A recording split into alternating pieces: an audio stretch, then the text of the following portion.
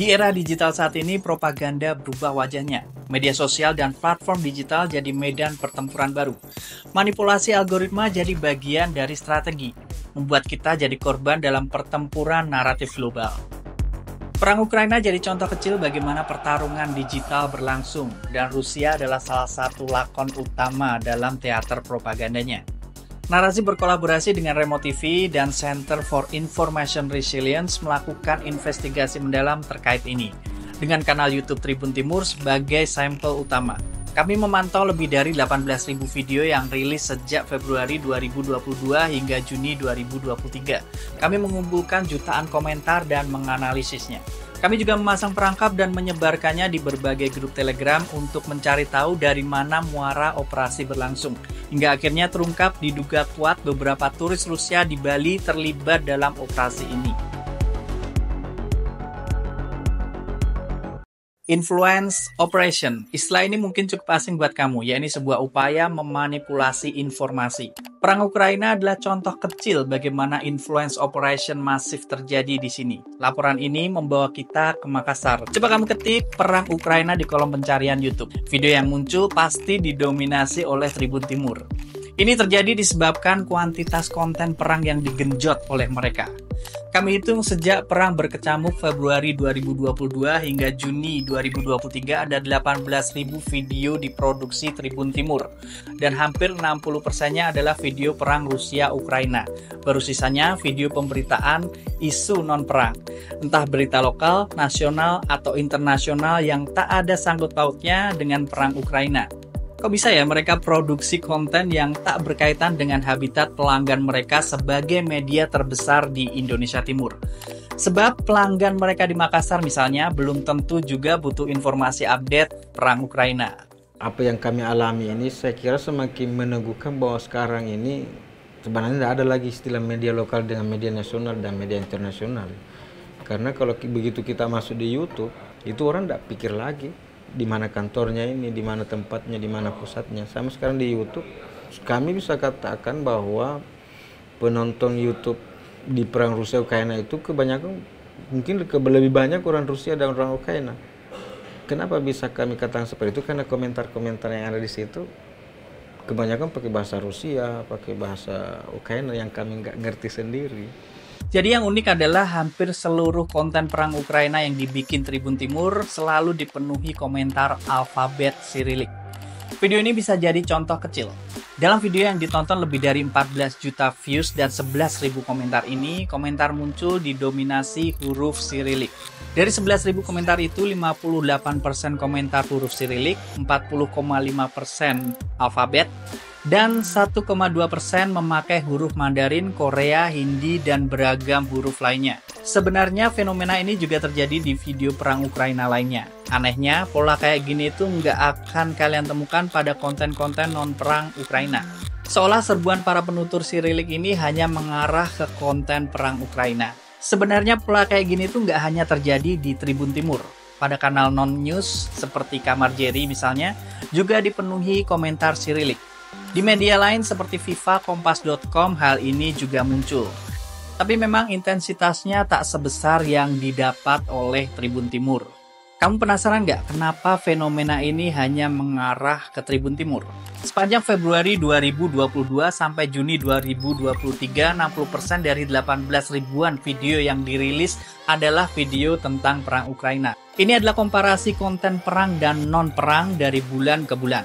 Mereka bisa bikin konten perang 1000 konten per bulan.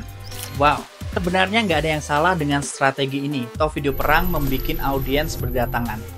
Hitungan kami dalam 1 tahun konten perang bisa dikonversi jadi 1,8 miliar viewers. Dengan viewers melimpah ini, wajar jika YouTube Indonesia mengganjar Tribun Timur sebuah penghargaan prestisius sebagai akun media yang mampu mengumpulkan viewers terbanyak pada 2022 dan 2023. Kembi bercerita pada fase itu tayangan konflik perang Ukraina jadi unggulan Tribun Timur mendulang AdSense. Lumayan diantara mungkin sekedar ilustrasi bahwa diantara sekian sumber item penghasilan di Tribun Timur sekarang, boleh dibilang YouTube ini yang paling tinggi sekarang. Berapa persen dari ini? Kalau di mall dilihat ini yang paling tinggi itu memang masih dicetak dari pemerintahan. Kemudian setelah itu YouTube. Kalau YouTube dibanding web itu sangat tinggi sekali, hampir 100% Bang. Komentar Cyrillic yang rutin menyerbu Tribun Timur jadi salah satu penyebab viewers meningkat.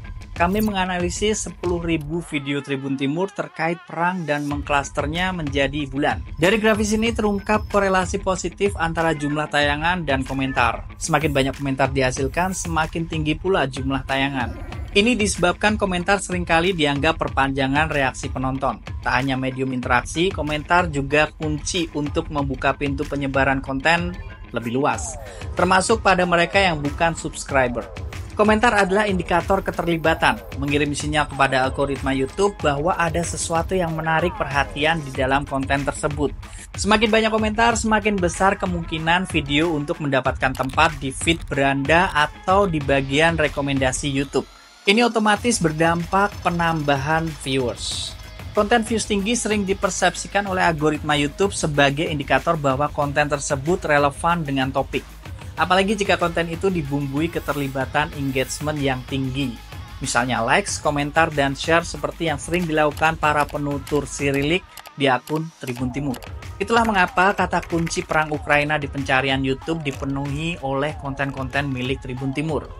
Dengan memanipulasi kata kunci pencarian, pelaku propaganda bisa secara efektif mempengaruhi opini publik, membentuk narasi atau persepsi tentang suatu topik. Kami mengamati judul video yang dipublikasikan Tribun Timur pada rentan waktu Februari 2022 hingga Juni 2023. Sebanyak 1024 video atau 10% dari total 10 ribuan video yang dipublikasi jadi sampel analisis ini.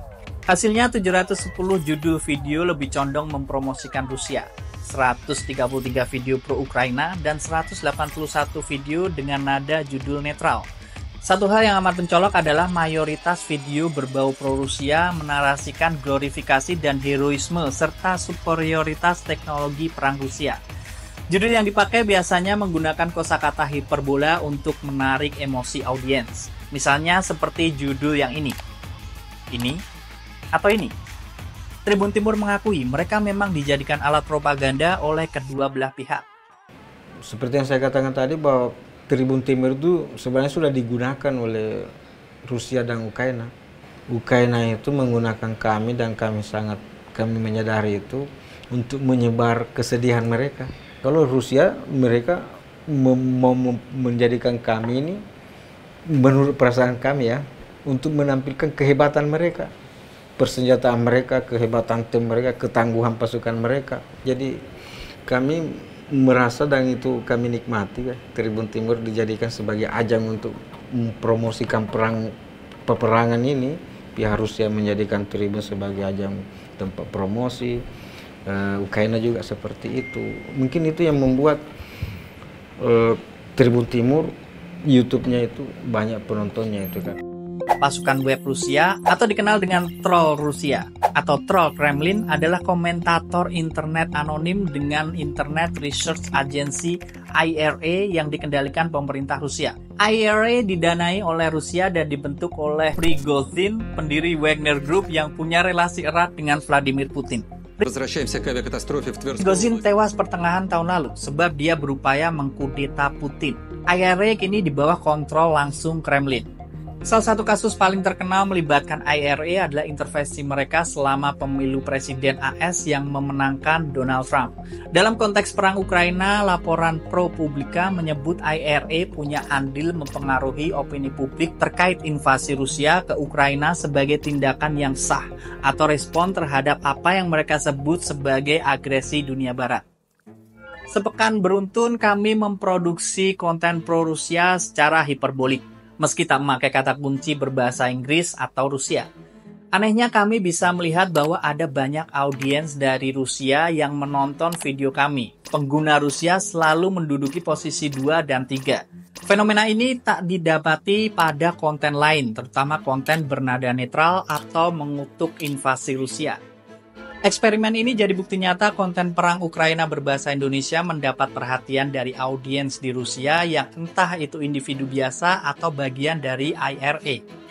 Temuan ini diperkuat lewat analisis jam waktu komentar pada konten paling populer. Kami mengerucutkan minggu pertama setelah konten tayang atau mengklasternya menjadi 168 jam. Dari pola distribusi komen, kamu bisa lihat intensitas komentar tertinggi akan terjadi pada 84 jam, 108 jam, dan 62 jam setelah konten tayang. Itu artinya komentar paling masif terjadi pada jam 1 sampai jam 3 dini hari di saat orang Indonesia sedang tertidur lelap. Uniknya, fenomena ini terjadi juga pada banyak konten-konten perang Ukraina lain. Hal ini bertolak belakang dengan konten-konten viral lain yang diproduksi oleh Tribun Timur, misalnya video-video perang dalam konflik Palestina. Temuan ini kuat mengindikasikan kalau komentar yang berseliweran bukan berasal dari Indonesia tapi dari luar negeri dengan zona waktu yang berbeda. Pada momen dan video lain secara terpisah, kami melakukan eksperimen lanjutan untuk mengetahui detail pasti lokasi pasukan troll berada. Kami membuat sebuah tools token sederhana sebagai perangkap, yang kemudian disisipi sebuah link video dan menyebarkan di berbagai grup Telegram pro-Rusia berbahasa Indonesia. Perangkap ini membuat alamat IP mereka yang mengklik link bisa tersedot. Setelah membagikan link ini, jumlah viewer video kami langsung meningkat tajam.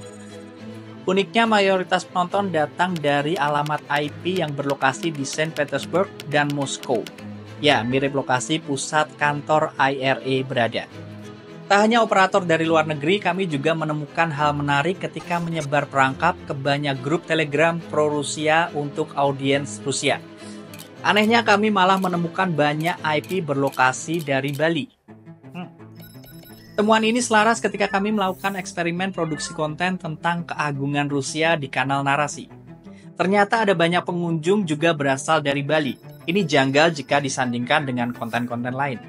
Hipotesa awal mungkin ini disebabkan banyaknya pendatang atau turis Rusia yang kini tinggal di Bali. Uniknya, ketika membedah komentar-komentar di akun Tribun Timur, kami menemukan beberapa akun yang intens berkomentar dan terafiliasi dengan sebuah akun di Telegram.